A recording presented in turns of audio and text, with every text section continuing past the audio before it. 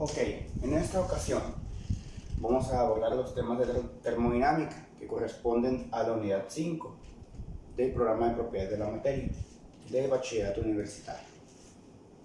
Tenemos distintos procesos termodinámicos: el adiabático, isobárico, isotérmico, isovolumétrico. Vamos a observar cuál es la dinámica o la forma en que se representan las ecuaciones para cada uno de los procesos termodinámicos. Entonces, partiendo de la primera ley, que nos dice que el calor se transmite en energía interna y trabajo, a partir de la ecuación de la primera ley de la termodinámica y los distintos procesos, vamos a observar cuáles son las ecuaciones a utilizar. Por ejemplo, en el caso del proceso adiabático, es un proceso en el cual la transferencia de calor es nula, ¿ok? Y entonces, para un proceso adiabático,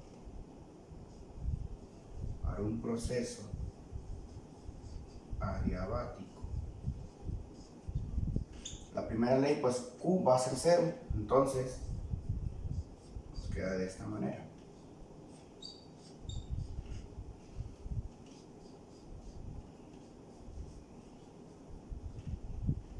¿Ok?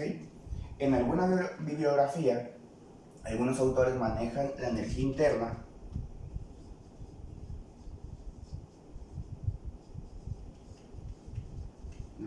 la manejan como delta U también.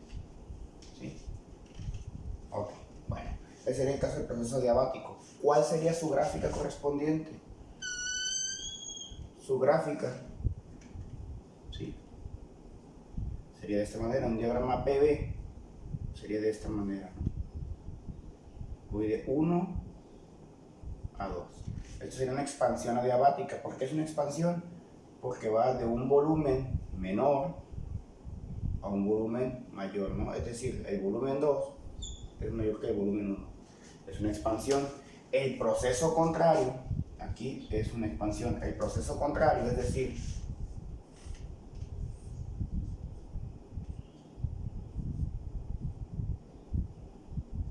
ir de 2 a 1, eso sería una compresión.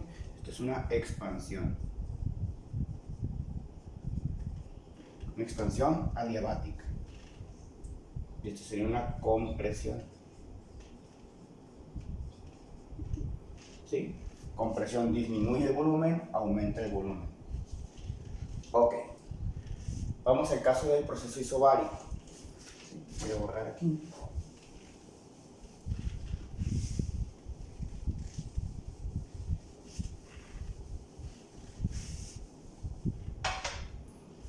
En el isobárico la presión se mantiene constante, ¿sí? Entonces se acostumbra, ¿sí?, tanto el calor como el trabajo son funciones de trayectoria. ¿Qué significa eso? Que dependen del tipo de proceso que se lleve a cabo. La energía interna, ¿sí?, no depende de la trayectoria que se lleve a cabo, solamente depende del estado final e inicial. Es decir, si tenemos un proceso que va de A hasta B, digamos, tenemos tres trayectorias, 1, 2 y 3. El trabajo en 1, en 2 y en 3 va a ser diferente. Es decir, el trabajo en 1 va a ser diferente del trabajo en 2. Lo mismo ocurre con el calor.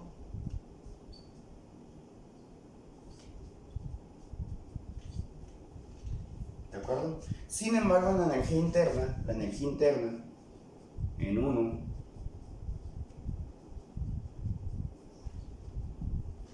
¿sí?, significa que la energía interna solamente depende del estado inicial y el final. A eso se le llama funciones de estado, ¿sí?, y a esto se le llama funciones de trayectoria. Bueno, en el proceso isobárico, ¿sí?, la primera ley se acostumbra a escribir un subíndice para indicar que es presión constante, ¿sí? A la energía interna no le pongo porque no depende de la trayectoria. El trabajo sí, porque sí depende de la trayectoria. ¿Ok? Entonces, así nos quedaría la primera ley. Sin embargo, se puede escribir esto de otra manera.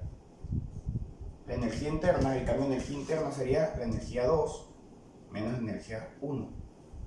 Y en el trabajo yo puedo escribir la presión B2 menos B1. Y aquí hacer un poco de álgebra, ¿no? E2 menos E1 más BB2. Y voy a juntar los términos. Este término con este.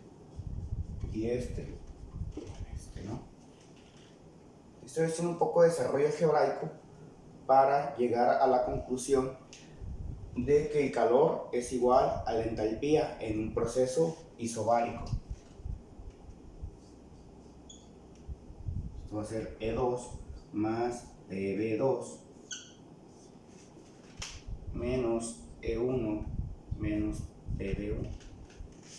Ok, aquí puedo extraer un signo menos factorizando.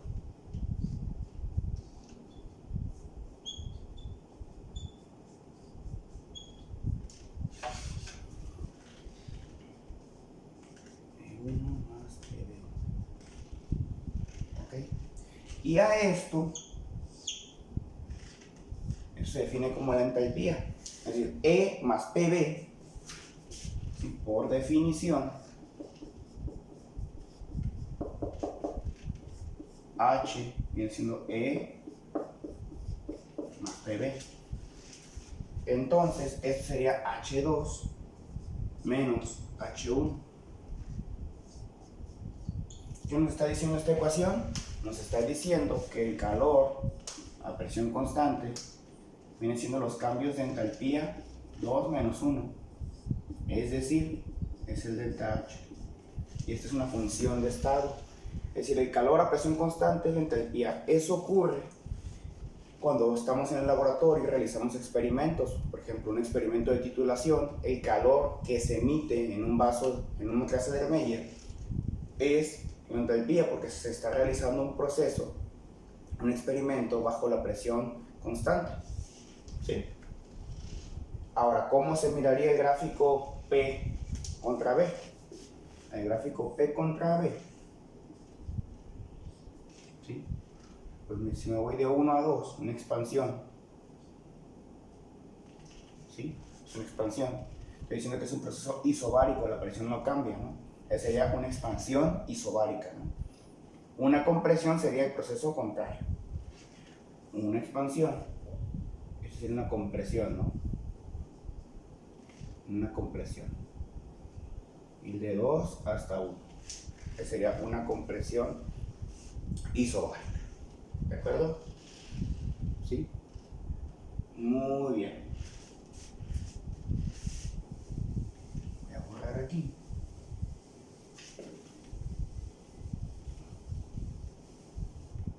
Entonces, el calor sería igual a la entalpía. El trabajo, por otra parte, se calcula de esta manera, ¿no? ¿Sí? O bien, puedo escribirlo así. Como la presión es constante, lo podemos meter dentro del delta. Es decir,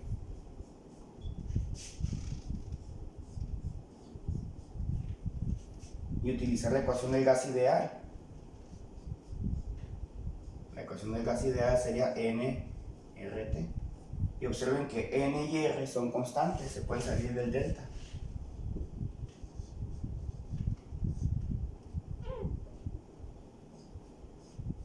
Listo. De esta manera también pueden calcular el trabajo a presión constante. Voy a poner una P para indicar que es presión constante. ¿De acuerdo? Muy bien. ¿Sí? Y les recuerdo que siempre que el área bajo el gráfico PV, esta área de aquí, ¿sí?, no representa el trabajo, ¿no? Esta área representa el trabajo. Vamos al proceso isotérmico.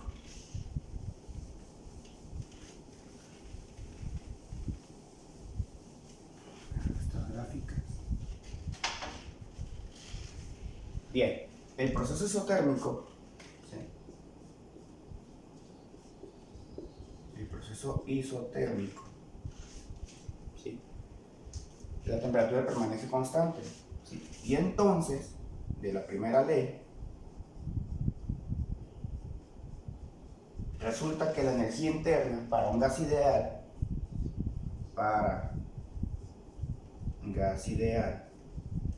la energía interna es una función de la temperatura. Es decir, depende de la temperatura de un gas ideal. Si no fuese un fluido ideal, depende de temperatura y volumen. En términos generales, la energía interna depende de temperatura, volumen y el material. Sin embargo, para un gas ideal, depende solamente de la temperatura. Entonces, si la temperatura permanece constante, si T es constante, se dice que el cambio de energía interna va a ser nulo. ¿De acuerdo? Bien. Y entonces, en la primera ley nos queda un proceso isotérmico. Pongo T para indicar que es isotérmico. Es igual a WT. Ahora la pregunta, ¿cómo calculo el trabajo? El trabajo se define de esta manera. Lo puedo calcular de esta manera o, ¿sí?, usando un poco de cálculo. ¿Sí? Usando un poco de cálculo se puede llegar que esto de manera diferencial lo puedo escribir así. P por dB. ¿Sí? Usar la ecuación del gas ideal aquí en la presión para llegar, que es nRT dB sobre B. ¿Sí? E integrar esa ecuación, es decir, integrar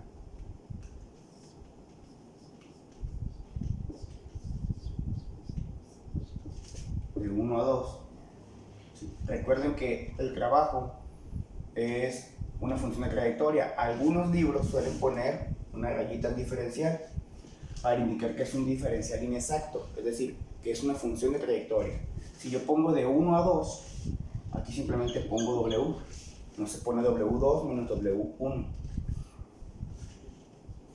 Aquí puedo reacomodar, todo esto es constante. N es el número de moles que es constante, R la constante de los gases y T es temperatura, que en el caso del proceso isotérmico la temperatura es constante. Entonces yo lo puedo sacar.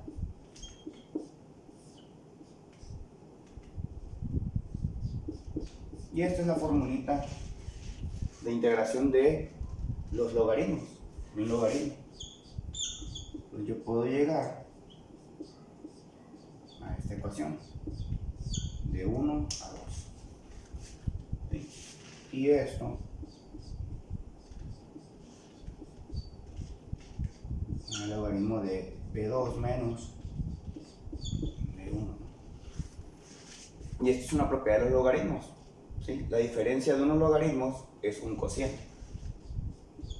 Y voy a poner la T para indicar que es temperatura constante, ¿no? nRT logaritmo. ¿Sí? ¿De acuerdo? Ahí está. Entonces, esta sería la formulita que se usaría para calcular el trabajo. Entonces, si calculo el trabajo, pues ya tengo el calor también, ¿no? ¿De acuerdo? Otra manera de escribir esta ecuación puede ser cuando se cumple la ley de Boyle. Entonces, B2 de B1 va a ser presión 1 entre presión 2, que puede ir en este cociente. nRT logaritmo de P1 entre P2 también vale escribir la ecuación así, porque se cumple la ley de Boyle para un gas ideal. Bien, vamos por último en el proceso isotérmico, pero antes de ello vamos a ver cómo se ve el gráfico. ¿Cómo se ve un gráfico? Presión volumen. Sería un gráfico así, hiperbólico. Esta sería una expansión. Si pongo de 1 a 2, es una expansión isotérmica, ¿no? Aquí tengo una temperatura constante. Acá tengo otra temperatura. Recuerden que entre más arriba los isotermos va a ser mayor la temperatura, es decir, T2 es mayor que T1. Y esta área que se encierra aquí viene siendo un trabajo que lo calculo de esta manera. ¿De acuerdo? Bien. se vería un gráfico de temperatura constante.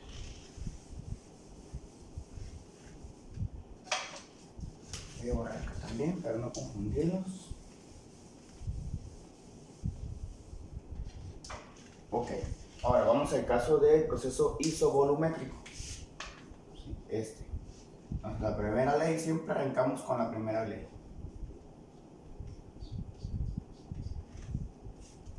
Ok, si el proceso es isométrico, el volumen es constante, es decir, el cambio de volumen es nulo. Por lo tanto,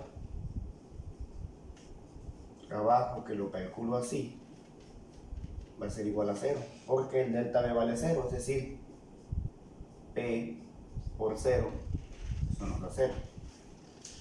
Y entonces, el calor va a ser igual a la energía interna. Así que la energía interna se calcula como número de moles, el calor específico a volumen constante, ¿sí? Porque ponemos V constante. ¿Sí? ¿De acuerdo? Esto se puede demostrar con un poco de cálculo, ¿no? Pero en este video no lo voy a realizar. En un diagrama PV, ¿cómo se miraría esto? Se miraría de esta manera, miren, si es de 1 a 2. Observen que no hay ninguna área. Entonces de 1 a 2, este sería un proceso a volumen constante, sería calentar un gas, ¿no? Ir de 1 hasta 2. ¿Por qué calentar? Porque por aquí pasa una isoterma, por acá pasa otra. Entonces la temperatura aquí, si digamos temperatura 2 es mayor que la temperatura 1, entonces es un calentamiento a volumen constante.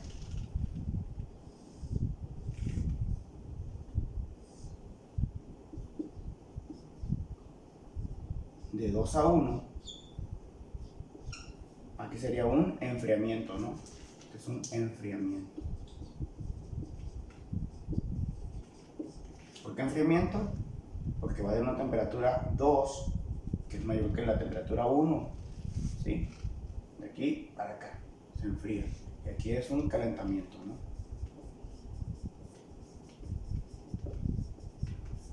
Calentamiento a volumen constante.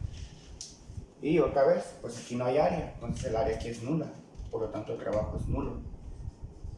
El área es 0, por lo tanto el trabajo es nulo. Pues estos son los distintos procesos termodinámicos. Y cualquier comentario lo pueden hacer debajo del video. No olviden suscribirse.